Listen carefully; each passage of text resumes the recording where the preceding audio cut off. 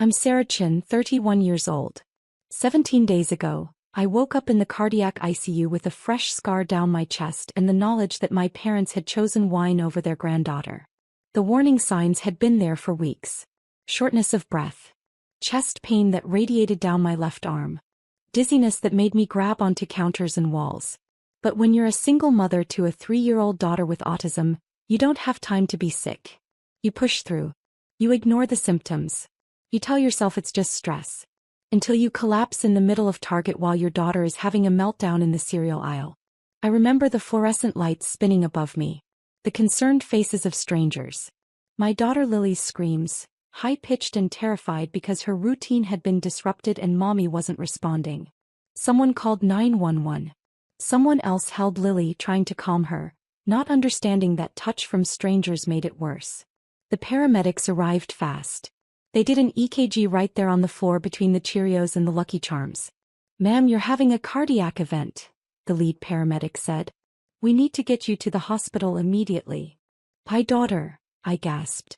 "She has autism. She needs her weighted blanket. Her noise-canceling headphones. She can't handle. We'll bring her with us. Is there someone we can call?" I gave them my parents' number. My emergency contact. The people who were supposed to be there when everything fell apart. Mom answered on the 5th ring. I could hear clinking glasses and laughter in the background. "Sarah? Is everything okay? We're at a wine tasting event in Napa." "Mom." My voice was weak, strained. I collapsed. "I'm having a heart attack. They're taking me to St. Mary's. I need you to come get Lily. She's terrified and..." "A heart attack? Sarah, you're 31 years old.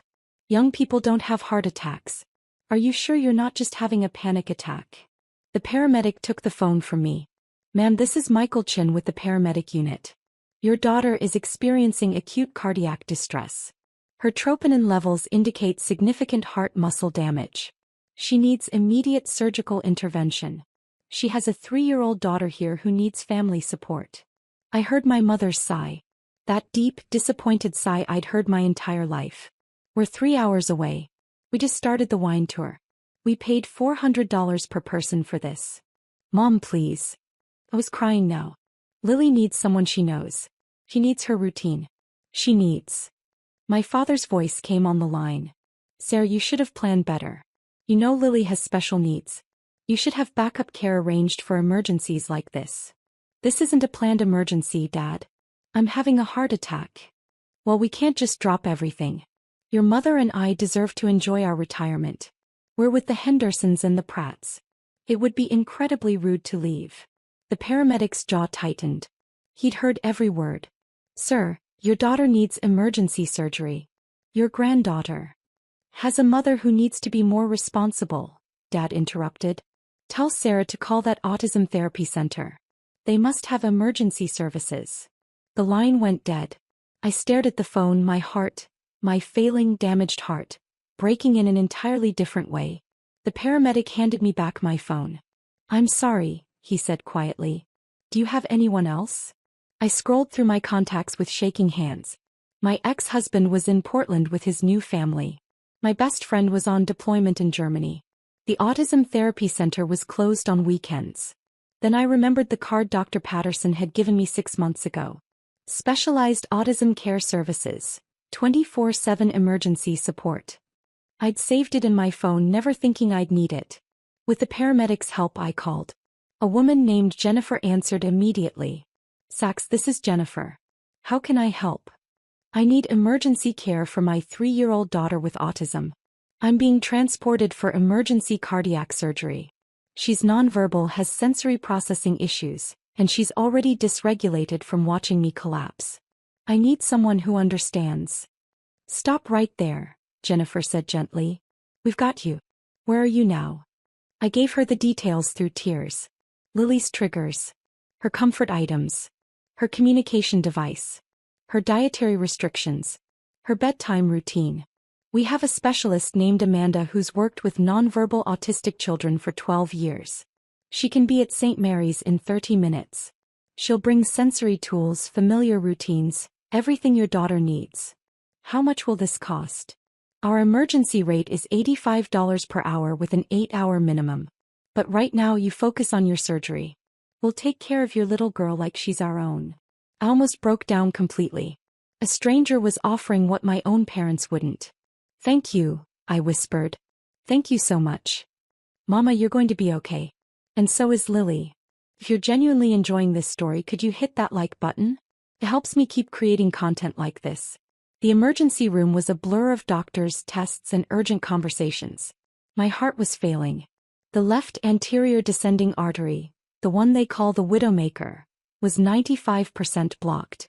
I needed immediate surgery or I'd be dead within hours. Lily was in a pediatric waiting room with Amanda, the SAC specialist. Through my pre-op haze, I could see them on a monitor the nurses had set up. Amanda wasn't trying to force Lily to make eye contact or speak. She was sitting parallel to her, showing her a visual schedule on an iPad, letting Lily control the interaction. My daughter's screaming had stopped. She was still stressed, rocking back and forth, flapping her hands, but she wasn't in crisis anymore. A stranger had de-escalated my daughter in 30 minutes. My parents couldn't be bothered to drive 3 hours. Dr. Harrison, my cardiologist, came in to explain the surgery. He was in his 50s with kind eyes and steady hands. "Miss Chin, we're looking at an emergency coronary artery bypass. We'll take a vessel from your leg and use it to bypass the blockage. The surgery takes about 4 hours. Recovery will be 6 to 8 weeks. Will I survive it?" He paused. "Your age is in your favor. But I won't lie, this is serious. The blockage is severe. If we don't operate now, you have hours at most. And if the surgery goes wrong, then we do everything we can to bring you back." I thought about Lily. About who would take care of her if I died. My parents, who couldn't interrupt a wine tasting. My ex, who'd left because he couldn't handle the autism diagnosis. "I need to make arrangements," I said. "Legal arrangements. For my daughter." Dr. Harrison nodded. "We have a social worker who can help. But Sarah, we need to move fast." The social worker helped me draft an emergency guardianship document. If I didn't survive surgery, custody would go to my college roommate Michelle in Seattle. Not my parents. Never my parents. As they wheeled me toward the operating room, I did something I'd been doing for 7 years, every single month without question. I opened my banking app. I navigated to automatic transfers. There it was, $2,800. Sent on the first of every month to my parents' account. Started when I was 24, fresh out of grad school with my first real job. Dad had been laid off. Mom's part-time work wasn't enough. They were going to lose their house. "Just for a few months," Dad had said. "Just until I find something new." 7 years later, Dad had found something new, retirement. Mom had found something new, book clubs and wine tastings and shopping trips. And I'd kept sending money because they'd never asked me to stop. Because I'd believed that's what good daughters did. $2,800 a month. 12 months a year. 7 years. $235,200. $250,000 I'd sent to people who chose wine over their granddaughter. I canceled the automatic transfer. Then I set up a new one. Same amount, $2,800 per month, to a special needs trust for Lily. For her therapy. Her education. Her future. The anesthesiologist was putting the mask over my face. "Count backward from 10, she said gently. 10 to 9, 8. I thought about Lily's smile when she finally made eye contact last month. About the way she'd signed "I love you" in her own modified way just yesterday. 7, 6. I thought about my parents choosing Napa over us. 5, 4.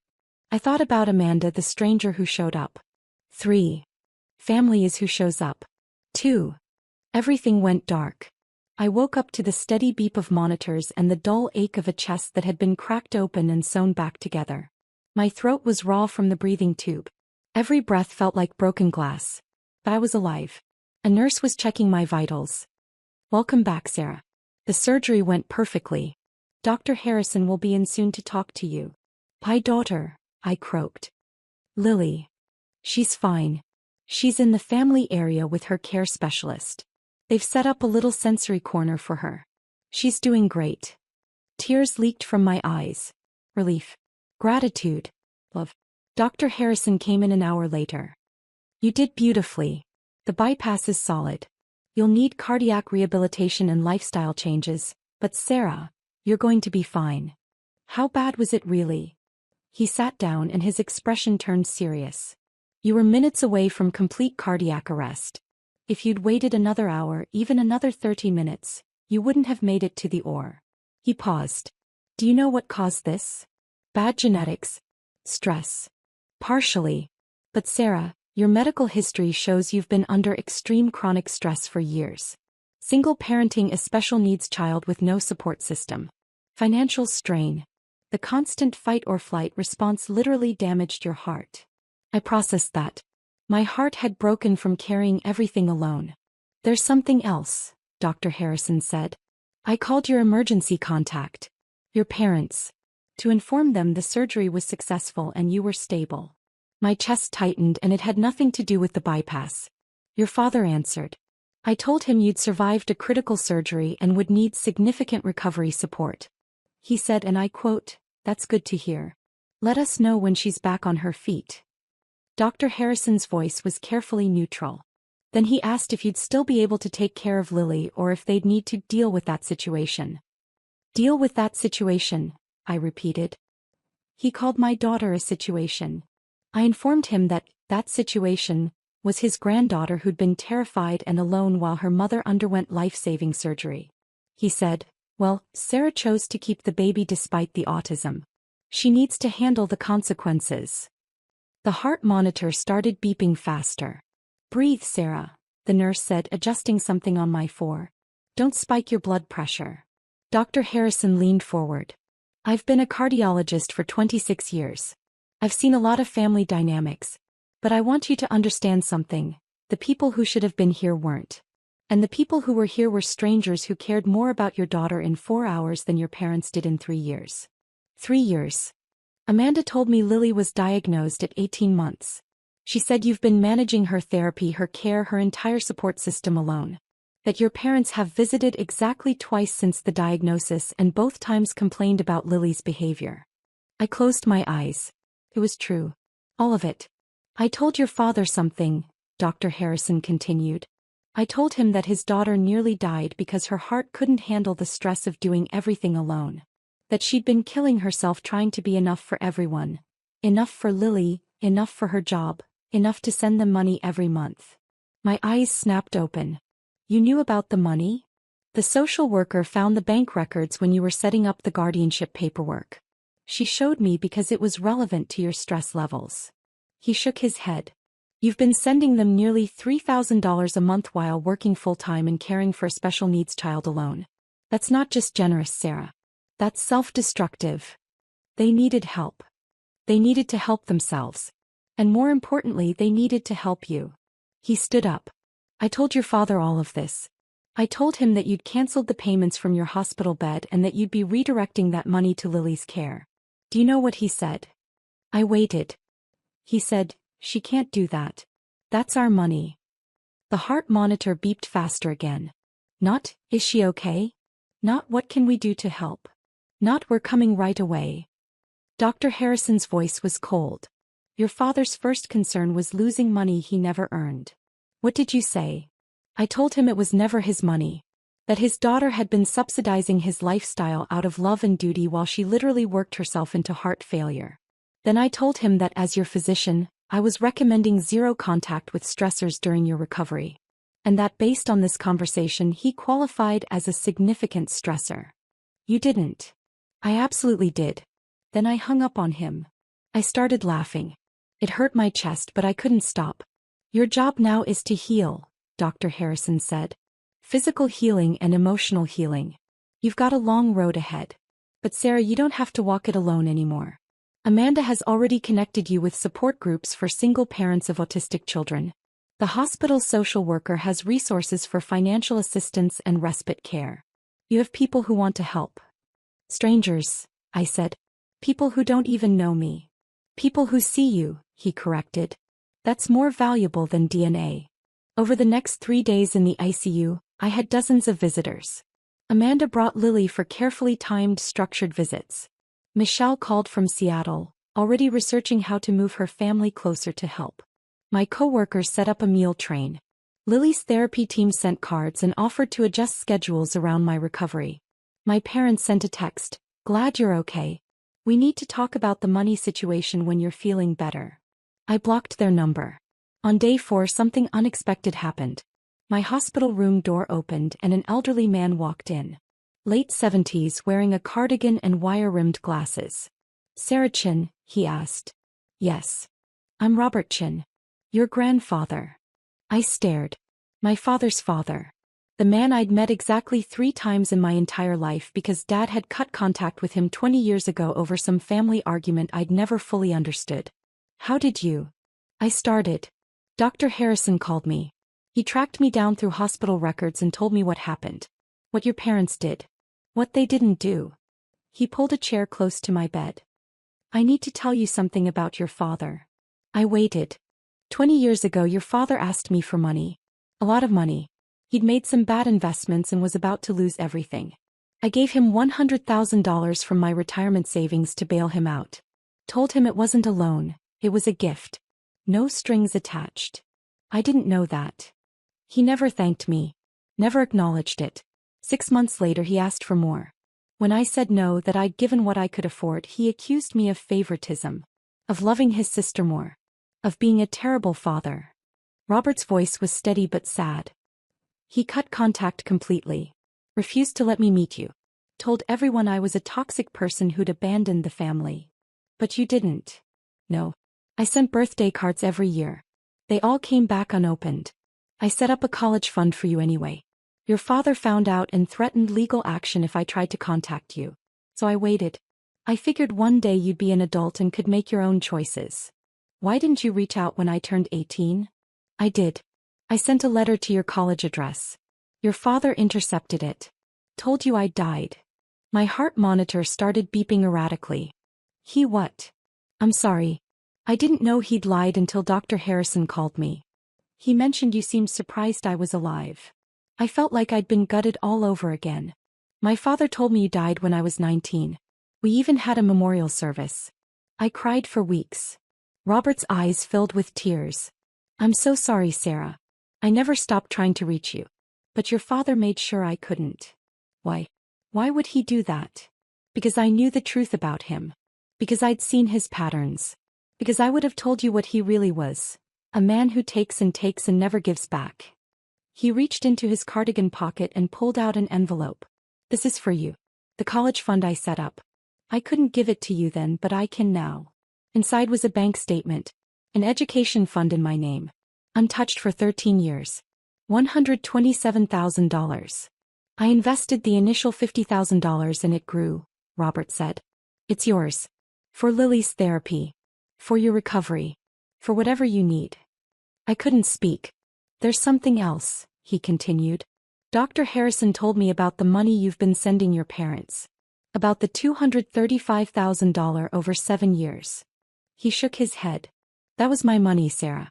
The $100,000 I gave your father 20 years ago. He never used it to save his house. He invested it poorly, lost half, and has been slowly draining the rest ever since. Your monthly payments weren't helping them survive. They were funding their lifestyle while the original bailout money disappeared. He lied about everything. Yes. And I'm so sorry you inherited his consequences. But Sarah, you're free now.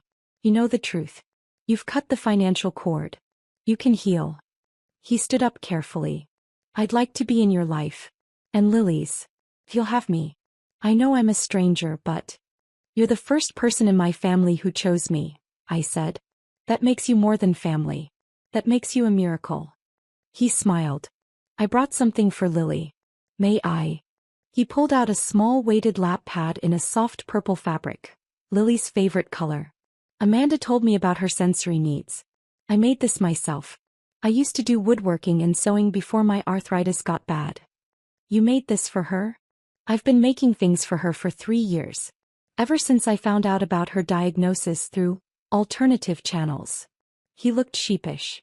I may have hired a private investigator to keep tabs on you after your father cut me off. I wanted to make sure you were okay. When I learned about Lily's autism, I started researching. Bernie. Preparing for the day I might be allowed to be her grandfather. I was crying now. Full, heaving sobs that made my chest scream in pain. But I didn't care. Hey, Robert said gently. Don't hurt yourself. Save those tears for when you're healed. These are happy tears, I managed. I thought I was alone. I thought Lily and I had nobody. You were never alone. You just couldn't see me through your father's lies. Amanda brought Lily in for evening visiting hours. My daughter took one look at the purple weighted lap pad and immediately sat down with it, her little body relaxing. Robert sat parallel to her, exactly as Amanda had taught him through their phone consultations. He didn't try to touch her or force interaction. He just existed in her space, calm and quiet. After 5 minutes, Lily scooted closer to him. After 10, she leaned against his leg. "Hello, Lily," Robert said softly. "I'm your great-grandpa. I've been waiting to meet you for a very long time." Lily didn't respond verbally. He never did. But she took his hand and placed it on the weighted pad, showing him the texture. "It's very soft," Robert said. "I'm glad you like it." I watched this man, this stranger who was more family than my own parents, connect with my daughter in ways my parents never tried. On day 6, I was moved to a regular room. Dr. Harrison cleared me for discharge in 2 more days with strict instructions. No stress, no heavy lifting, cardiac rehab 3 times a week, and 0 contact with people who elevated my blood pressure. That evening, my hospital room phone rang. The nurse checked the caller ID. "It's from a Napa Valley area code," she said. "Do you want me to answer it?" "No. Block the number." She nodded approvingly. Good instinct. But my cell phone, the one Amanda had been charging for me, showed 37 missed calls from my parents' numbers. And a voicemail. Against my better judgment, I listened. My father's voice. "Sarah, this is ridiculous. You can't cut us off like this. We're family. We deserve an explanation at minimum. Your mother is very upset. You're causing her significant stress. Call us back immediately so we can resolve this like adults." Not, "Are you okay?" Not, "We're sorry." Not, "We should have been there." Just demands and blame. I deleted the voicemail. Then I did something I should have done years ago. I changed my emergency contact from my parents to Robert. I updated my will to make him Lily's guardian if something happened to me. I added him to my medical decision-making documents. I erased my parents from every legal tie that bound us. The day I was discharged, Robert drove me home in his ancient but immaculate Buick. Lily was in her car seat, playing with a sensory fidget toy he'd made. A wooden square with different textures on each side. "I've arranged something," Robert said as we pulled into my apartment complex. "I hope you don't mind the presumption." "What kind of something?" "I called in some favors. I used to be a general contractor before I retired. I have friends who owe me." He pulled into my parking spot. There were 3 trucks there. Men were unloading ramps? Grab bars? "What is this?" "You're going to need accommodation during recovery," Robert said. "You can't do stairs easily. You can't lift Lily. You need to avoid strain." He smiled. "So I had my crew make your apartment accessible. Ramps installed. Grab bars in the bathroom. A roll-in shower conversion. Everything you need." "Robert, I can't afford." "You're not paying." "I am. And before you argue, remember that I've missed 31 years of being your grandfather. Let me make up for lost time." I watched these men, strangers, friends of my grandfather, transform my space into something I could navigate during recovery. They worked for 4 hours. They refused payment. One of them, a man named Jerry, had an autistic grandson. "We take care of our own," Jerry said simply. "Robert's family is our family." That night, after Lily was asleep in her bed, I sat with Robert in my newly accessible living room. "Why?" I asked. "Why go through all this for someone you barely know?" "Because I know your father," Robert said. "I know what he's capable of. The selfishness. The manipulation. The way he uses people and discards them." He looked at me steadily. "You deserved better than him. You deserved a family that showed up. And since I couldn't be that family for 31 years, I'm going to be it now. I don't know how to accept help. I know. Your father made sure you'd be self-sufficient to the point of self-destruction. But Sarah, accepting help isn't weakness. It's wisdom. It's survival." 3 weeks into recovery, I got a registered letter. Legal letterhead. My parents were suing me for financial abandonment and elder abuse. I called Robert, panicked. "They're claiming I abandoned them financially." That I promised to support them and then reneged. That they made life decisions based on my financial commitment. Robert was quiet for a moment. Then, do you have documentation of the transfers? Yes. All of it. And did you ever sign anything promising long-term support? No. It was just something I did. Then they have no case. Let me make some calls.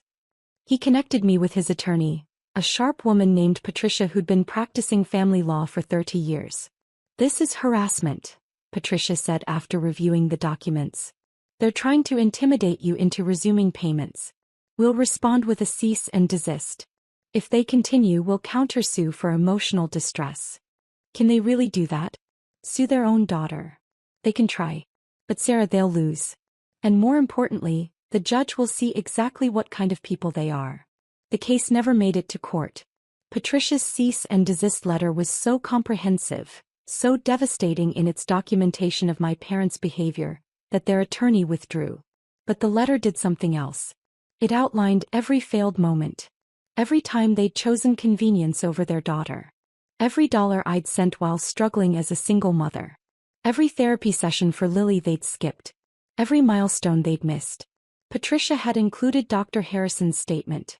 The cardiologist's professional opinion that chronic stress from lack of family support had contributed to my heart failure at age 31. My parents' attorney sent one final message. His clients were reconsidering the relationship and would be taking space from me. As if they'd been the ones showing up. 6 months after my surgery, I ran into my mother at the grocery store. The same store where I'd collapsed, though I'd avoided it until my therapist said I needed to reclaim the space. She was in the wine aisle. Of course. Sarah. She looked startled. Then her eyes went to Lily, who was in the cart wearing her noise-canceling headphones and holding her communication device. And Lily. Mom. We stood there in awkward silence. Lily was focused on her device, oblivious to the tension. You look well, Mom finally said. I heard the surgery was successful. It was. That's good. That's good. She shifted her weight. Sarah, about everything that happened. Your father and I have been thinking. Don't. Don't what? Don't try to rebuild this. Don't pretend you suddenly care. Don't rewrite history to make yourself the victim. Her face hardened. We're your parents. We deserve respect. You are my parents. Past tense. And respect is earned, not demanded. We raised you. We fed you. We clothed you. You did the bare minimum required by law and then spent 31 years reminding me I should be grateful for it. I was calm. Surprisingly calm. I nearly died, Mom. My heart literally gave out from stress. And your first concern was wine tasting tickets and money. That's not fair. You're making us sound like monsters. I'm stating facts. When I needed you most, you chose Napa. When Lily needed her grandparents, you called her a situation. When I set boundaries, you sued me. Your father thought. I don't care what Dad thought. I don't care what you think. I care what you did. And what you did was choose yourselves. Every single time. Lily started to get restless. I needed to keep moving, keep her regulated. I have to go, I said. Lily needs to maintain her routine. Sarah, wait. Mom's voice cracked. Can't we just start over? Forget the past. The past is where you showed me who you are. I believe you now. I pushed the cart past her. She called my name once more, but I didn't turn around. Lily signed home on her device. Yes, baby, I said. We're going home. 1 year after the surgery, I was cleared by Dr. Harrison. Full cardiac recovery. My ejection fraction was normal. The bypass was functioning perfectly. I was healthier than I'd been in 5 years. You did the work, Dr. Harrison said at my final appointment. The rehab, the stress management, the boundaries. You saved your own life, Sarah. You saved my life. I fixed your heart. You fixed your life. There's a difference. Robert was in the waiting room with Lily when I came out. She was showing him something on her iPad. A new communication sequence she'd learned. Look at this, Robert said proudly. She told me she's proud of you. All by herself. Used 7 different icons. I looked at the screen. Lily had indeed created a sequence. Mama plus strong plus heart plus better plus happy plus me plus proud. I scooped her into my arms, feeling the strength in my body that hadn't been there a year ago. The stamina. The health. I'm proud of you too, baby girl, I whispered into her hair. That evening Robert came over for dinner. It had become our Sunday tradition. He'd learned to make foods that fit Lily's sensory needs. She'd learned that Grandpa Robert was safe. I need to tell you something, Robert said after Lily was in bed. I'm updating my will. Robert, you don't have to. Shush. Listen. He smiled. Everything goes to you and Lily. The house in Pasadena. The investments. The savings. All of it. What about Dad? Your other grandchildren? Your father made his choices. He chose money and pride over family. His children don't know I exist, he's made sure of that. But you and Lily, you're my family now. The family I choose. That's a lot of money. It's about $800,000 total. The house alone is worth $600,000. I want it to go to people who will value it. Who will use it to build something good. He paused. I want Lily to have every opportunity. Every therapy. Every chance to be her fullest self. She already has that. Because you give it to her. But imagine what you could do without financial stress. Without working 60-hour weeks. Without choosing between therapy appointments and rent. I started crying. I cried a lot these days, but they were different tears. Healing tears. Grateful tears. I don't know how to thank you, I said. You already have. You let me in. You let me love Lily. You gave me a second chance to be a grandfather. His eyes were wet too. That's worth more than any money I could ever give you. 2 years after the surgery, I got an unexpected email. From Vanessa, my younger sister. The golden child. The one who'd always had Mom and Dad's approval. I know you probably don't want to hear from me. I wouldn't blame you if you deleted this. But I need to tell you something. Mom and Dad asked me to start helping with their bills last year. They said they were having trouble since you abandoned them. I've been sending them $1,500 a month for 14 months. That's $21,000. Last week I found out they went on another wine country vacation. They spent $6,000 in one weekend. When I confronted them, Dad said I owed them for raising me. Mom said I was being selfish for questioning how they spent their money. I finally understand what you tried to tell me. What you lived through. How they used you.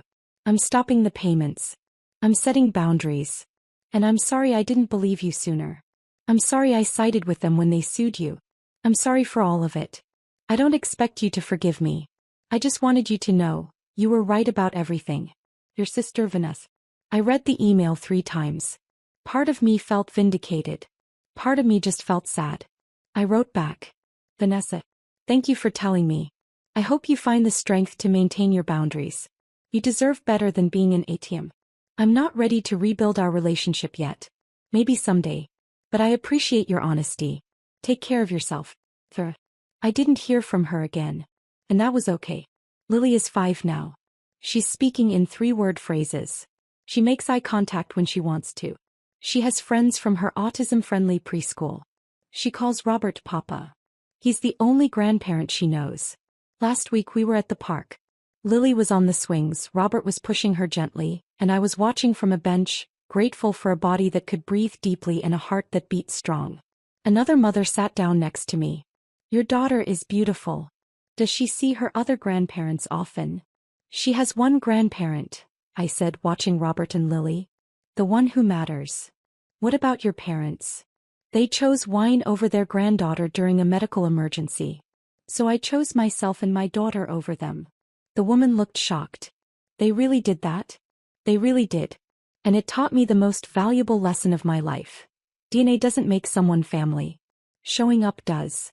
Here's what I learned from the surgery that nearly killed me. Your body keeps score. It knows when you're carrying weight you shouldn't have to carry. It knows when you're giving pieces of yourself to people who don't value them. It knows when you're dying from lack of support.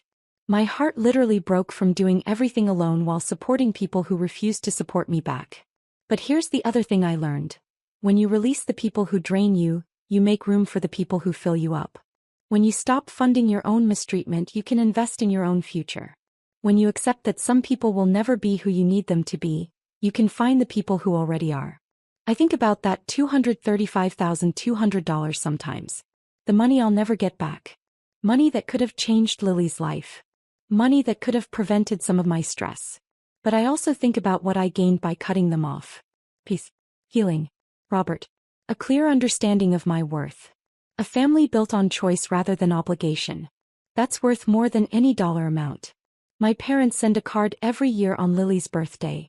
I don't open them. They go straight into a box in the garage. Maybe one day Lily will ask about them. Maybe she won't. Either way, she'll know she had a papa who showed up every single Sunday. Who learned about autism for her. Who built her a sensory room in his house. Who loved her exactly as she is. My name is Sarah Chin. I'm 33 years old. I'm a mother, a daughter, and a granddaughter. I had a heart attack at 31 because I was carrying weight that wasn't mine to carry. Because I was funding people who refused to show up. Because I believed I had to earn love that should have been free. 2 years ago, my parents chose wine tasting over their special needs granddaughter. A cardiologist who barely knew me showed them who they really were. A grandfather I'd been told was dead gave me the family I deserved. Me. I'm thriving. My heart is strong. My daughter is flourishing. My grandfather is teaching her to build things with wood and love. Because sometimes the best revenge isn't revenge at all. It's building a beautiful life with people who actually deserve to be in it. It's healing the heart that broke from carrying people who refuse to carry you back. It's choosing yourself and watching everything change. If this story resonated with you, drop a comment below and let me know where you're listening from. And if you've walked away from toxic family members, you're not alone. We're all out here building better families one boundary at a time.